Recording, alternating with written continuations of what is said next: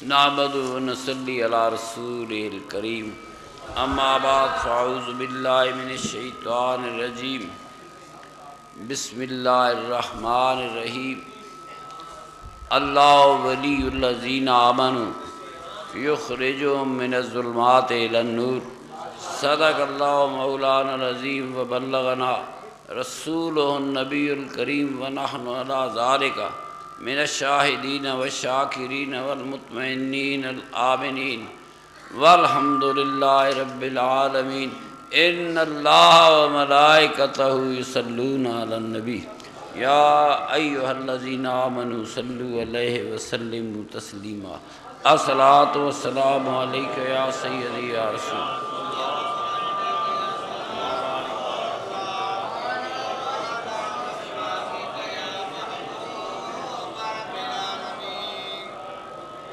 کچھ ضروری گزارشات ہیں۔ دور دور سے میرے پیر بھائی ملنے آتے ہیں اور مل بھی نہیں سکتے۔ آج ہم نے یہ مسجد بلاک کر لی، جو باہر سارے پیر بھائی ہیں میں ان سب سے معذرت خواہ ہوں، یہ حفاظتی نقطہ نظر سے ایسے کیا، ملک کے حالات کی وجہ سے ایسے کیا،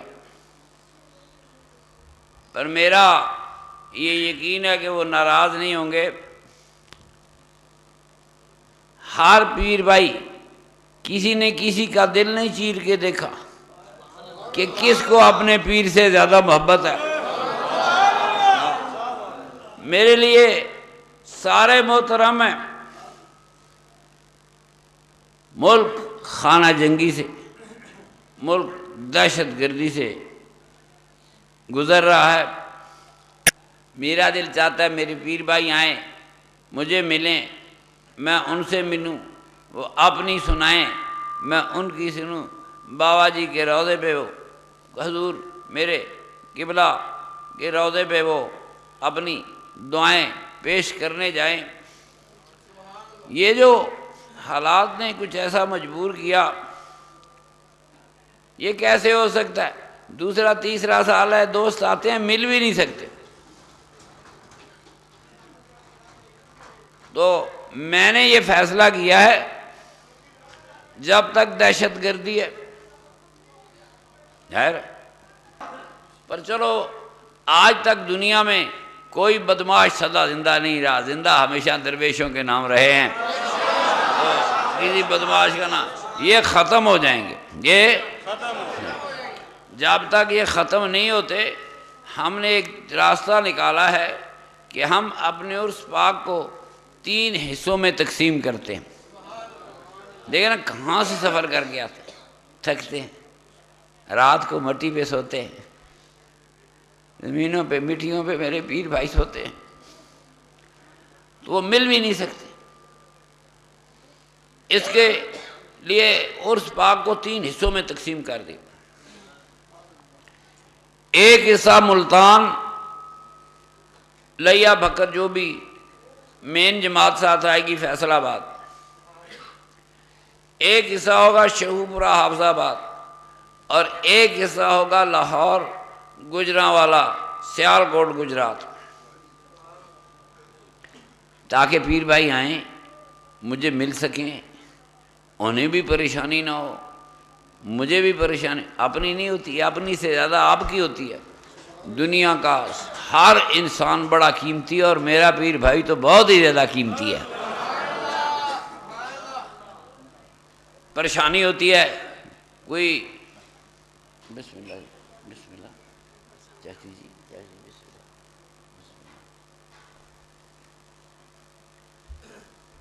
چوراسی عرس ہونے سے پہلے دعائیں اللہ پاک دوست خیر سے آئیں، اللہ پاک دوست خیر سے جائیں۔ تو میرے محترم دوستو، چھوٹا کریں گے، ہر ایک مل لے گا، آسانی ہوگی، تھکم شاہی نہیں ہوگی۔ علاقہ وائز تقسیم کر دی، یہ تقسیم اس وقت تک رہے گی جب تک یہ دہشت گرد موجود ہیں، اور انشاءاللہ جلد ان کا خاتمہ ہوگا، تو اس کے بعد ہم اپنا پرانا عرس شریف بحال کر لیں گے۔ یہ سختی، یہ ساری، یہ جو بیچارے پتنی ناراض ہوتے ہوں گے کہ پیروں کے گارڈ ملنے نہیں دیتے، یہ مجبوری ہے۔ اگر 100 آدمی مل رہا ہے تو ان میں کوئی غلط بھی کھڑا ہے تو کیا پتہ چلتا ہے؟ پتہ نہیں چل سکتا۔ تو اس لیے پچھلے سال بھی دوست نہ مل سکے۔ میں سوچتا ہوں بابا جی ناراض نہ ہوں کہ میرے ملنگ آیا ہے تو میرا بیٹا ملا ہی نہیں۔ بڑا مشکل شعبہ ہے۔ تو میں نے ان کو راضی رکھنے کے لیے فیصلہ کیا کہ جو بھی میرے بابا جی کا غلام ہے ملے اور دل کھول کر ملے۔ وہ دل کھول کر میرے، اسے کھلا ٹائم ملے۔ تو ہم نے عرس کو 3 حصوں میں تقسیم کر دیا۔ یہ سارے عرس ہم انشاءاللہ گرمیوں میں ہی کریں گے، دن بڑے ہوتے ہیں، دوستوں نے آنا ہے جانا ہے۔ انشاءاللہ وقت پر میں ساری اطلاعیں کروں گا۔ جب ملک کے حالات درست ہوں گے پھر ہم اسی طرح کیوں میں تو ملنا تو دور کی بات ہے، میرے دوست بسوں سے اتر کر آتے ہیں، میں ان کو پہلے مل لیتا تھا، میں خود ریسیو کرتا تھا، مجھے پتا ہوتا تھا کون کون سی جماعت آ گئی ہے۔ چلو بعد میں ہو نہ ہو، آتے ہی ملاقات ہو جاتی تھی۔ اب نہ آتے ملاقات نہ جاتے ملاقات، ذہنی پریشانیاں۔ تو ان کا علاج یہ ہے کہ ہم اپنے عرس کی شریف کو، دربار گوہر بار کے عرس شریف کو 3 حصوں میں تقسیم کر دیتے۔ آرام سے آئیں گے، آرام سے جائیں گے، مل سکیں گے۔ مسجد کے اندر ہم جتنے دوست آ جاتے ہیں، اس میں سیکیورٹی بھی ہے، اس میں سیکیورٹی بھی ہے۔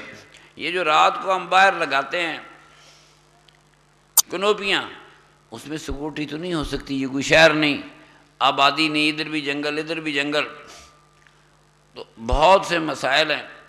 اللہ پاک خیر رکھے۔ اور شریف کو 3 حصوں میں تقسیم کر دیا۔ دیکھیں پیر بھائی کس لیے آتے ہیں؟ یا اپنے دادا پیر کو ملنے آتے ہیں یا پیر کی اولاد کو ملنے آتے ہیں، دو ہی تو راستے ہیں۔ تو یہاں آئے، مل بھی نہ سکے، ملے بھی تو صرف ہاتھ لگا، انگلی لگی، یہ کوئی طریقہ تو نہیں ہے۔ یہ میرے بابا جی کے مہمان ہیں، یہ ہمارے لیے قابل احترام ہے۔ ہر پیر بھائی جو میرے بابا جی کا غلام ہے، نہیں تو غلاموں کی اولاد ہے، وہ ہمارے لیے قابل احترام ہے۔ تو انشاءاللہ کھلے ٹائم ہو، پیر بھائی کھلے ملیں، پریشانی نہ ہو، پریشر نہ ہو۔ تو اس کے لیے میں نے یہی فیصلہ کر لیا۔ میں پھر انشاءاللہ اگلے سال، یہ سال تو گزر گیا، اگلے سال سے ہم شروع کریں گے۔ میرے نبی کریم صلی اللہ علیہ وسلم کی دعائیں پاکستان کے ساتھ ہیں۔ میں نے عرض کی کہ میں ایک دفعہ 1986 میں حج پہ گیا۔ اس زمانے میں مواجہ شریف کے سامنے، حضور کی جالیوں کے سامنے دعا کرنے سے نہیں روکتے تھے۔ یہ یہاں سے اہل حدیث گیا، ان کو پٹی پڑھاتے رہے، وہ بھی جاہل ہیں، بے وقوف ہیں۔ تو میں دعا کر رہا تھا، ایک جوانی تھی، زور تھا، خیال، اب تو اکٹھے نہیں رہتے، بڑی کوئی طویل دعا کر دی حضور کے روضہ اطہر کے سامنے، بڑی لمبی دعا کر دی۔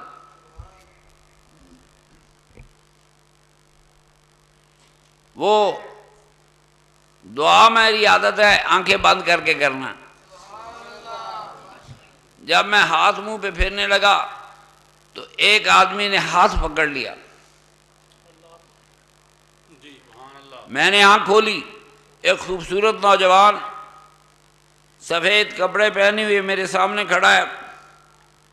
میں نے توجہ کی کہ کیوں ہاتھ پکڑا، ایسے ہی۔ تو مجھے وہ جوان کہنے لگا، میرے آقا کے روضہ اثر ہوئے غالباً کوئی ڈیوٹی والا بندہ تھا، مجھے کہنے لگا بھائی صاحب آپ نے بڑی خوبصورت دعا کی ہے،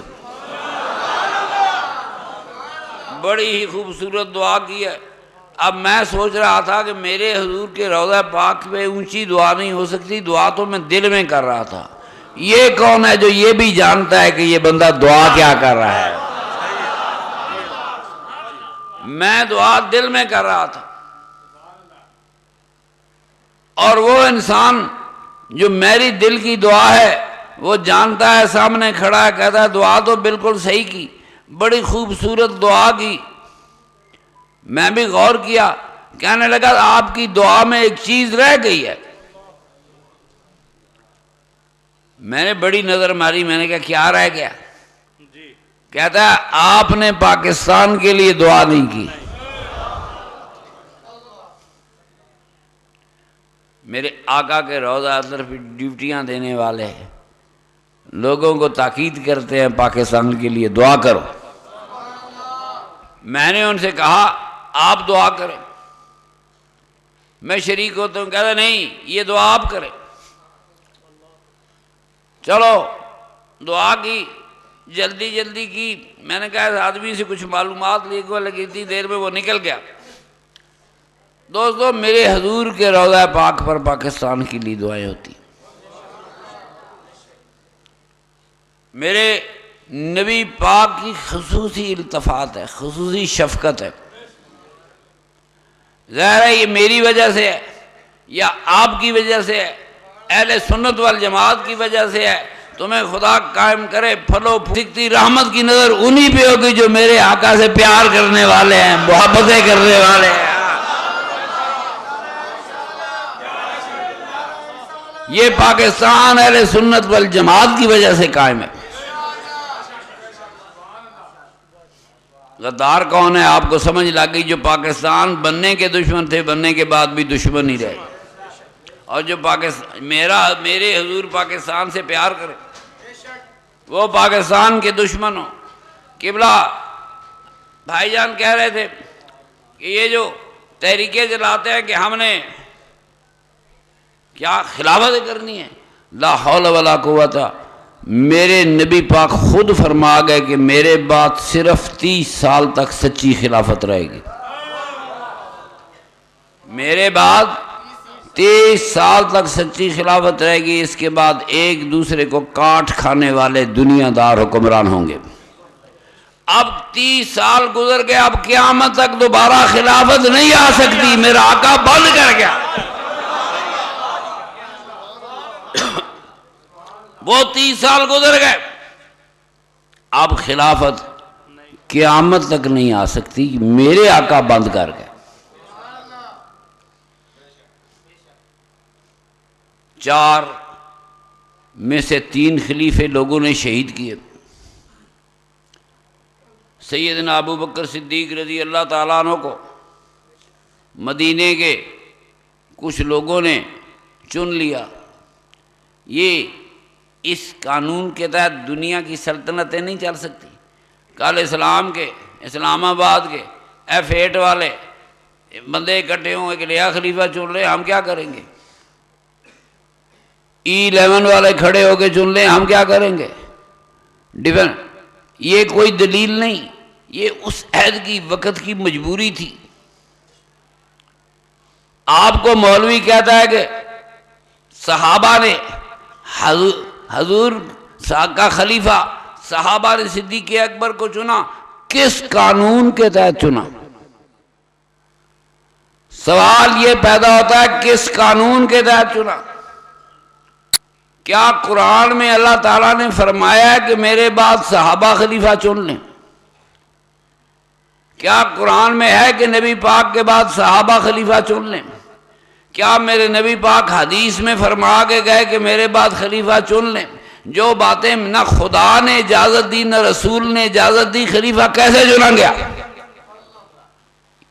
قانون ضرورت تھا، قانون ضرورت، لا آف نیسیسٹی وہاں بھی تھا۔ تو لوگوں نے مل کر خلیفہ چن لیا، ساری دنیا نے مان لیا۔ آج ڈاکٹر صاحب آ کے بیٹھے ہوئے ہیں تو وہ F6 F8 والے خلیفہ چن لیں تو سارا پاکستان مان لے گا؟ وہ اور دور تھا، یہ اور دور ہے، اور اس دور میں بھی 4 میں سے 3 خلیفے شہید کیے گئے۔ کتنے؟ طریقہ کار کا اختلاف رہا، بڑے اختلاف ہوئے، لیکن ایک بات ضرور نظر کروں گا، عمر فاروق کو میرے صدیق اکبر رضی اللہ تعالیٰ کو مدینے کے سارے مدینے کے لوگوں نے چنا، مخالفت بھی ہوئی۔ عمر فاروق کو حضرت ابو بکر صدیق نے اپنی زندگی میں خلیفہ نامزد کر دیا اور لوگوں سے کہا بیعت کرو، تو جمہوریت تو گئی۔ لوگوں نے عرض کی امیر المومنین آپ وہ کام کیوں کرتے ہیں جو نبی پاک نے نہیں کیا؟ تو حضرت ابو بکر صدیق نے جواب دیا کہ میں اللہ کے حضور میں جواب دے لوں گا کہ میں امت میں سے بہترین آدمی کو اپنا جانشین نامزد کیا۔ یہ بات درست ہے، یہ بات، مگر کرینہ نہیں بنتا۔ اگر صدیق اکبر اپنے علم سے بہترین آدمی کو اپنا خلیفہ چن سکتا ہے تو میرے رسول پاک کا علم ابو بکر صدیق سے زیادہ تھا۔ امتی ہے، نبی ہے، میرا نبی اس سے بہتر جان سکتا تھا کہ کسے خلیفہ چنا جائے، بنایا جائے۔ جب میرے رسول نے نہیں بنایا، انہوں نے یہ دلیل دی میں خدا کو جواب دے لوں گا۔ مولوی ڈاڈے ہونے، ایک مولوی ہے، اسے ایک اخبار نویس نے پوچھا آپ نے 6 لینڈ کروزر جیپیں کہاں سے لیے؟ کہنے لگا اللہ نے دی ہیں۔ اب نہ اللہ کا آڈٹ ہو سکتا ہے، نہ اللہ سے پوچھا جا سکتا ہے کیسے دی ہیں، نہ پوچھا جا کون سی مد میں اللہ یہ فنڈ جاری کیا، انہیں نہ پوچھا جا سکتا۔ اللہ معافی دے۔ ہاں، یہ جو اللہ کے ساتھ جواب دہی کا تصور ہے، یہی وہ تصور ہے جو آمریت کی بنیاد رکھتا ہے۔ جواب دہی اللہ سے نہیں عوام سے ہوگی، انسانوں سے جواب دہی ہوگی۔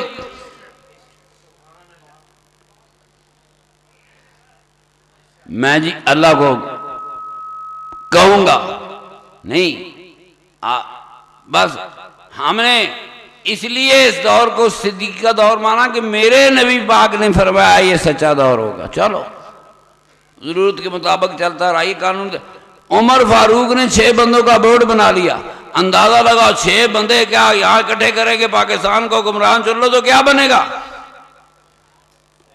ان میں کوئی اصول پریکٹیکیبل ہے ہی نہیں۔ 6 بندے ان میں سے خلیفہ چن لو۔ غالباً اس عہد کے انسانوں کی کوئی رائے نہیں تھی، بھیڑ گائے کی طرح چل رہے تھے۔ رائے ہوتی تو اس طرح خلیفے بن سکتے۔ ہاں ایک فرق ہے، صدیق اکبر گئے، خلافت کا شور اٹھا، عمر فاروق گئے سقیفہ بنو سعدہ میں جہاں مدینے والے اکٹھے تھے، خلافت کی بحث ہوئی، عمر فاروق کا دور گیا، عثمان کسی نہ کسی صورت میں، لوگ کہتے ہیں جی ان کو ضرورت ہی نہیں تھی، تو میں کہا گئے کیوں تھے؟ ضرورت ہی نہیں تھی تو جہاں خلیفہ چنا جا رہا تھا وہاں گئے ہی کیوں تھے؟ جس کو ضرورت نہیں وہ جاتا ہی نہیں۔ ضرورت تھی، بچانا چاہتے تھے ملک کو، سیاست کو، اسلام کو بچانا چاہتے تھے، ضرور ہوگا۔ پر دوستو لوگ چنیں، بحث مباحثہ ہو، یہ اور بات ہے، خلیفہ نامزد کرے یہ اور بات ہے، 6 بندوں کا بورڈ بنا دو خلیفہ چن لے یہ اور بات ہے۔ ایک ملنگ ایسا بھی ہے جس کے دروازے پہ خلافت خود اس کے قدموں پہ چل کے آئی، وہ مولا علی کرم اللہ وجہ الکریم کی ذات ہے۔ خلافت خود قدموں کے میرے مولا علی کے قدموں پہ چل کے آئی۔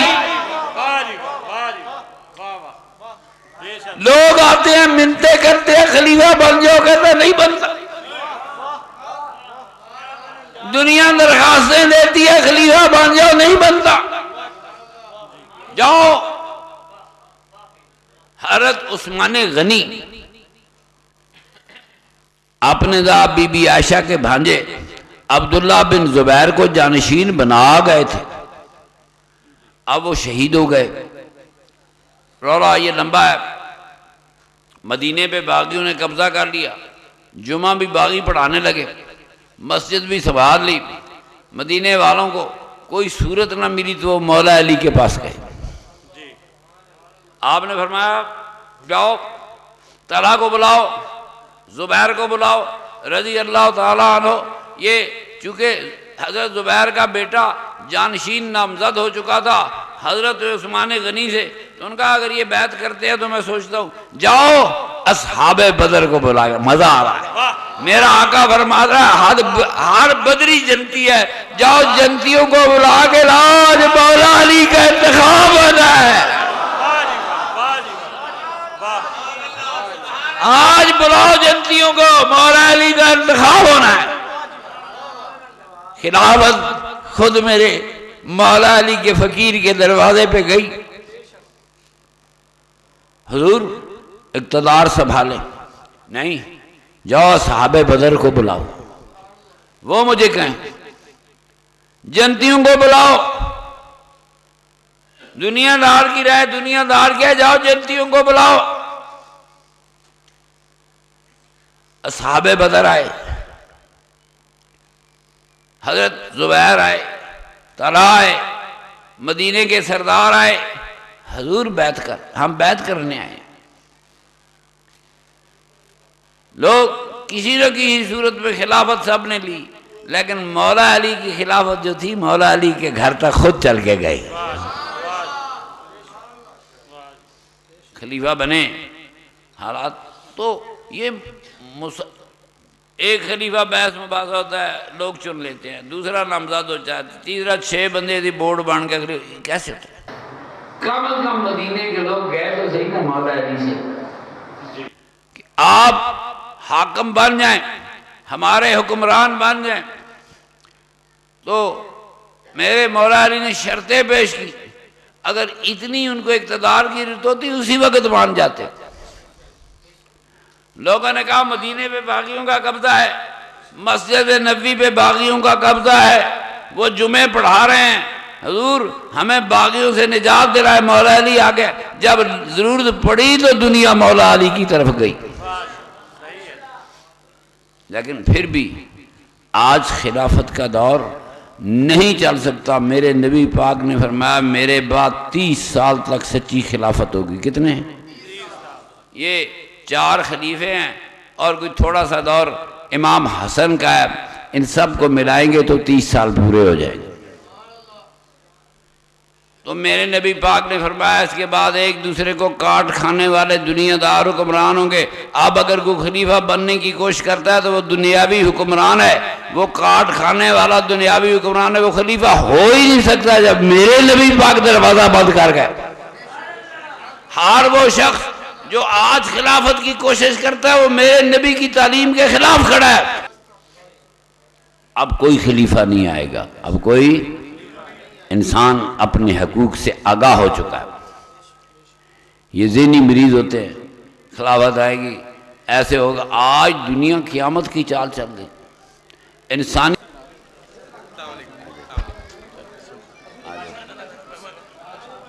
یہ تھوڑی سی باتیں آپ کو سمجھانی تھی کہ جو بندہ آگے کہے کہ خلافت کے لیے کوشش کرتے ہیں وہ جھوٹا ہے۔ جس چیز کو میرے نبی پاک ختم کر گئے اس کو کوئی زندہ کرے گا وہ جھوٹا ہے۔ بیٹھو، شیطانی نہیں کرنی، تب بیٹھیں گے، ٹھیک ہے کہ نہیں؟ اوئے ہوئے ہوئے شیخ برے سے میرے ساتھ چلا، پہلی دفعہ آیا، یہ چھوٹا کہتا ہے عرس کیا ہوتا ہے؟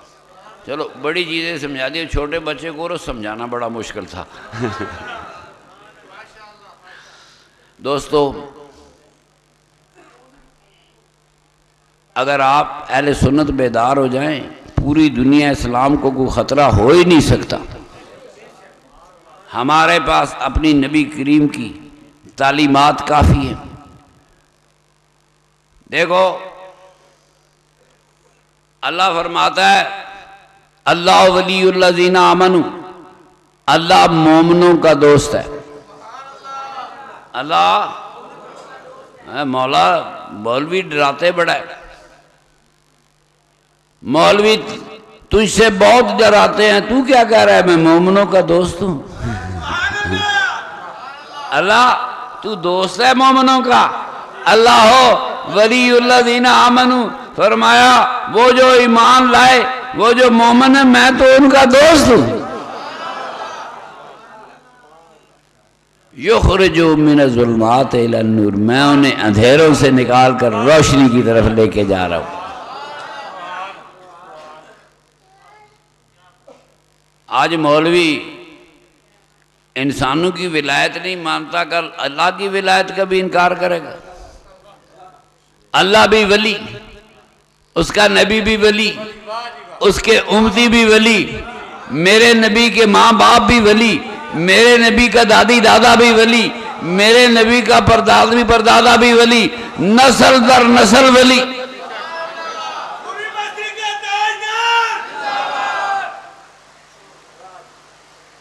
ہمیں مختلف مقامات آتے ہیں.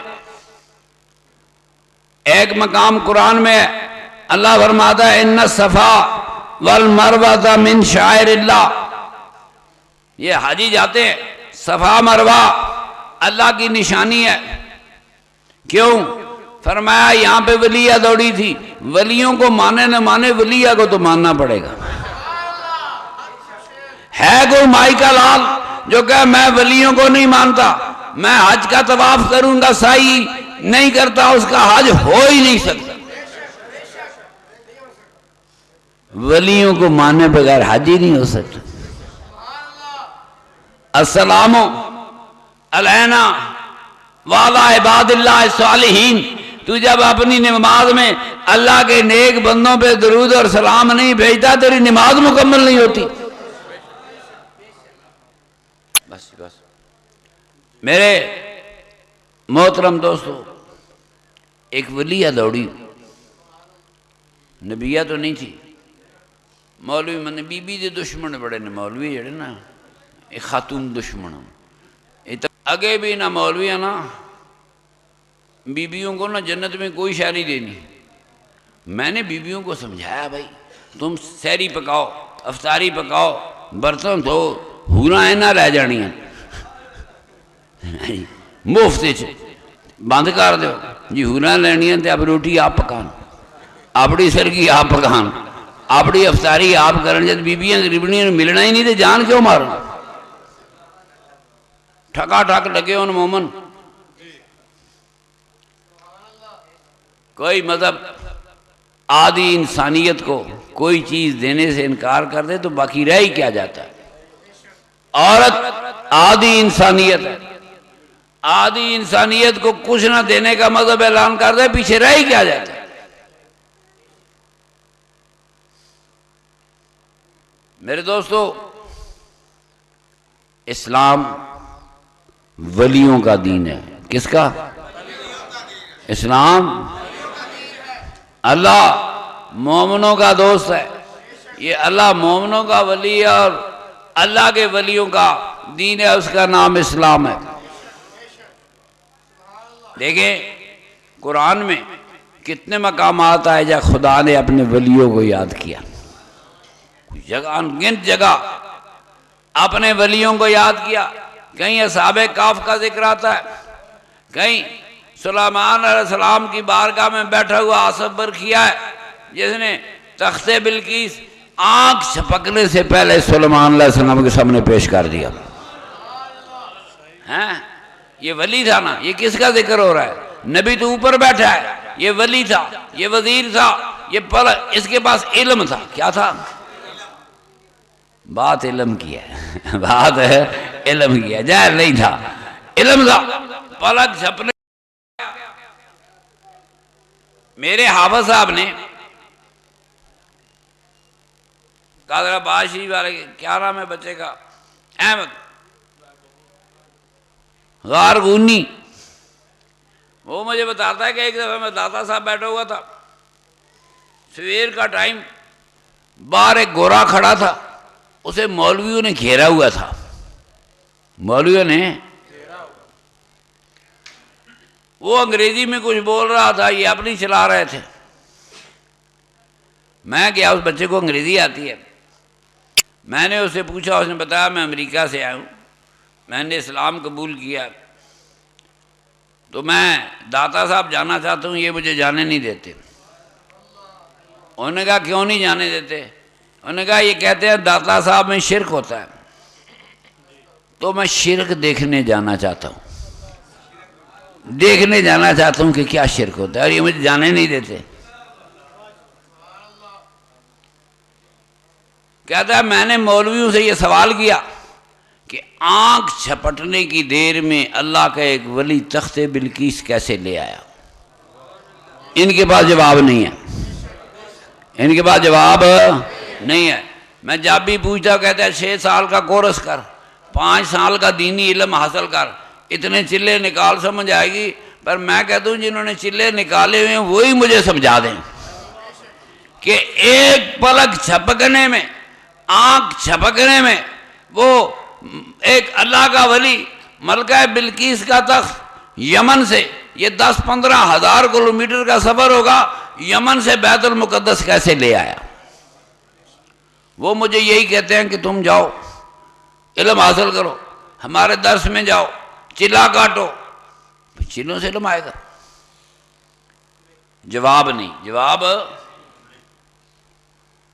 کہتا ہے میں نے اسے پیار پیور کیا، میں نے کہا اندر آؤ، دیکھو صحیح کہ داتا صاحب میں کیا شرک ہوتا ہے نہیں ہوتا، آؤ تو صحیح۔ وہ بچہ اندر آیا، آگے ایک بابا چادر کر کے بیٹھا تھا، بابے بھی بابے ہی ہوتے ہیں۔ بابے نے اس کا نام لیا، فلاں بندے تو آ گیا، تو آ گیا، نام لیا۔ انہوں نے کہا میں آ گیا، کہتے آجا بیٹا ناشتہ کر لے۔ بابے نے کو پاس بٹھایا، چادر اٹھائی تو بچے نے دیکھا کہ اس کی وہی پلیٹ جس میں وہ امریکہ ناشتہ کرتا تھا سامنے پڑی تھی، اس کے وہ برتن اس کے سامنے پڑے تھے جن میں وہ امریکہ ناشتہ کرتا تھا۔ بابا کہتا ہے اب تو یقین آ گیا ولی تخت کیسے لے آیا، اب تو یقین آیا ہوگا ولی تخت کیسے لایا۔ بچہ روئی جائے، دیکھی جائے، روئی جائے، خدا کی قسم 100 سال کتابیں پڑھ، وہ انہی علم جو علم ایک ولی کی نظر سے حاصل ہوتا ہے وہ 60 سال کی کتابوں سے حاصل نہیں ہوتا۔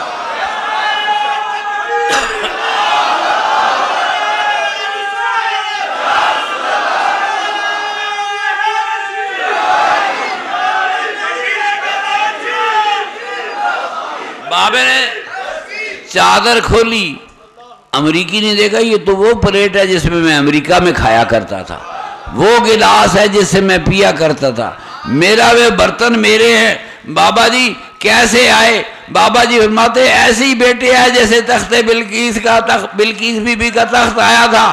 تیرا مسئلہ حل ہوا کہ نہیں؟ کہا حل ہو گیا، سرکار زارو قطار رو رہا ہے۔ جو مسئلہ زمانے کے ملا حل نہ کر سکے ایک فقیر نے 1 سیکنڈ میں حل کر کے دے دیا۔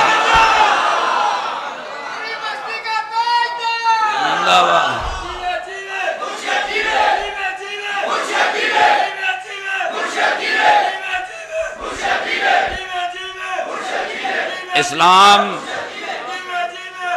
ولیوں کا دین ہے۔ میں تو جی ولیوں کو نہیں مانتا، نہ مان، ہم نے محنت کی ہے، پورا اسلام ولیوں کی نشانی ہے۔ کیا کہا؟ میرے نبی کریم کے آباء و اجداد کا بنایا ہوا قانون، میں اتنی بار 3 سال سے دہرا رہا ہوں کہ میں تمہارے سینوں پہ نقش کرنا چاہتا ہوں۔ اسلام میرے نبی کریم کے آباء و اجداد کے دین کا نام ہے۔ میرے آقا پیدا ہوئے، دادے نے عقیقہ کیا، جب دادے نے عقیقہ کیا اس وقت اسلام کہاں تھا؟ نہیں تھا۔ بچپن میں صحابہ کے ختنے ہو گئے، حضور کو تو کہتے ہیں مختون پر، صحابہ کے ختنے ہو گئے۔ اگر 60 سال کی عمر کے ختنے ہوتے تو بڑا تماشا لگتا، بڑی حدیثیں ہوتی۔ یہ ختنے بھی میرے سرکار کے آباء و اجداد کی تہذیب ہے۔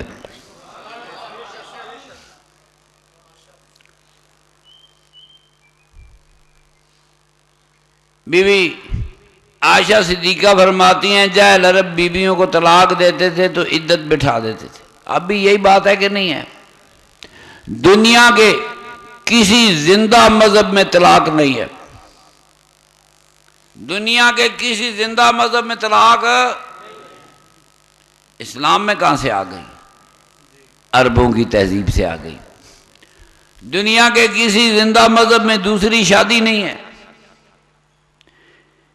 یہ زیادہ شادیاں، یہ طلاقیں، یہ عدتیں، یہ عربوں کی تہذیب ہے۔ ڈاکٹر صاحب کی نظر کرتا ہوں، اللہ کے قرآن نے جاہل عرب 3 طلاقیں دیتے تھے، کتنی؟ قرآن نے طلاقیں 2 کر دی، کتنی؟ الطلاق مرتان، طلاقیں 2 ہے۔ صحابہ نے عرض کی یا رسول اللہ تیسری کہاں گئی؟ ان کو بھی پتا تھا نا، یہ سارا پچھلے والا علم چل رہا تھا، تیسری کہاں گئی؟ فرمایا اسی میں آ گئی ہے۔ بات سنو، قرآن نے 2 طلاقیں رکھی ہیں۔ آج 1400 سال میں جس مسلمان مولوی نے 2 طلاقیں پر فیصلہ کیا وہ میں ذمہ دار ہوں، مولوی آج بھی 3 طلاقوں سے فیصلہ کرتا اور 1400 سال میں خدا کے قرآن کی مخالفت کرتا آ رہا ہے۔ 1400 سال سے اللہ کے قرآن کی مخالفت کرنے والے کا نام مولوی ہے۔ آج بھی 3 طلاقوں کی بات کرتا ہے تو اس نے قرآن کو نہیں مانا۔ ہاں ہن سمجھ لگ گئی؟ میرے نبی کا گستاخ خدا کا گستاخ ہوتا ہے۔ کہتے ہیں جی یہ نبی پاک کے 70 صحابی دھوکے سے لے گئے، کافر لے گئے، نبی پاک کو غیب کا، اب تو غیب کا علم خیر مولوی دوڑ گئے، غیب کا علم ہوتا تو حضور 70 صحابہ کو کافروں کو کیوں دے دیتے؟ تبلیغ کے لیے۔ حضور کو علم تھا یا نہیں تھا؟ اللہ کو علم تھا کہ نہیں؟ اگر اللہ کو علم تھا تو جبریل آ کے روکتا، جبریل روکتا۔ میرے آقا نے جوتا پہنا ہوا ہے، نماز پڑھ رہے، میرے آقا پہلے نماز جوتوں میں سارے صحابہ جوتے سمیت پڑھتے تھے۔ یہ نہ کہنا پیرا نے گل دس کا جوتیاں پا کے شروع ہو جاؤ۔ میرے آقا پہلے نماز جوتوں سمیت پڑھتے تھے۔ جبریل نے آ کر کہا یا رسول اللہ جوتے کو کچھ آلائش لگی ہے، آپ نماز پڑھ رہے تھے، جبریل خدا کا پیغام لے آیا، آپ نے جوتا اتار دیا، آپ نے جوتا اتارا، صحابہ نے جوتے اتار دیے، جوتے کے ساتھ اتنی سی گندگی لگ جائے، اللہ اطلاع دے، جبریل اطلاع لائے، 70 مسلمانوں کو دھوکے سے کافر دے رہے، نہ جبریل آئے نہ خدا اطلاع دے گے، بنے گا کیا؟ میرے نبی کے علم کا انکار کرنے والوں کو خدا کے علم کا بھی انکار کرنا ہوگا۔ صحیح بات؟ ہاں جی یہ کیسے ہو سکتا ہے؟ اللہ کیوں نہیں آیا؟ کہتے ہیں جی وہ بی بی جی کیا وہ جو رولا بنا، میرے آقا پریشان تھے، کافی عرصہ پریشان رہے بی بی عائشہ کی وجہ سے۔ دیکھو جی حضور کو علم ہوتا تو کیوں پریشان ہوتے؟ کافی دیر بعد اللہ نے وہی اتاری۔ میں نے کہا اللہ نے جلدی کیوں نہیں اتاری؟ اللہ نے جلدی کیوں نہیں اتاری؟ بھائی کہیں بھی جہاں آپ میرے نبی کے اختیار کا انکار کریں گے تمہیں خدا کے اختیار کا انکار کرنا ہوگا۔ خدا کو ماننے کا مطلب ہی یہ ہے کہ اس کے رسول کو مانو۔ اسلام سے پہلے والے عرب ایک خدا کے ماننے والے تھے، حج کرنے والے تھے، عمرہ کرنے والے تھے، اعتکاف کرتے تھے، روزہ رکھتے تھے، اپنے زمانے کے حساب سے نیکیاں کرتے تھے۔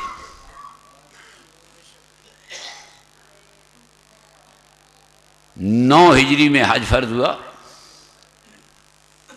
یہ میرے آقا کی بعثت کا 21واں برس ہے۔ آخر میں حج فرض ہوا، آخری 2 سال تھے۔ میرے نبی کریم نے صدیق اکبر کو وفد دے کر حج کے لیے بھیجا۔ لمبی بات نہیں کرتا، پیچھے مولا علی کو بھیجا کہ جاؤ علی اعلان کرو کہ اب کے بعد کوئی کافر حج کرنے نہ آئے۔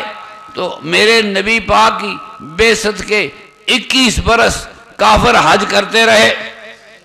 تبھی کہا اب کوئی کافر حج کرنے اگلے سال خدا کا رسول حج کرنے آئے گا، ابو بکر صدیق کو حج کرنے بھیجا تو یہ نہیں کہا کہ صدیق اکبر کافر ایسے حج کرتے ہیں تم نے ایسے کرنا ہے، کافر نماز ایک پڑھتے ہیں تو نے دو پڑھنی ہے، کافر یہاں کھڑے ہوتے ہیں تم نے مزدلفہ جانا ہے عرفہ. کوئی میرے نبی پاک نے صدیق اکبر کو ایک لفظ بھی نہیں بتایا میرا صدیق اکبر حج کرنے چلا گیا، وہی حج کرنے چلا گیا جو میرے آقا کے آبا و اجداد کرتے تھے.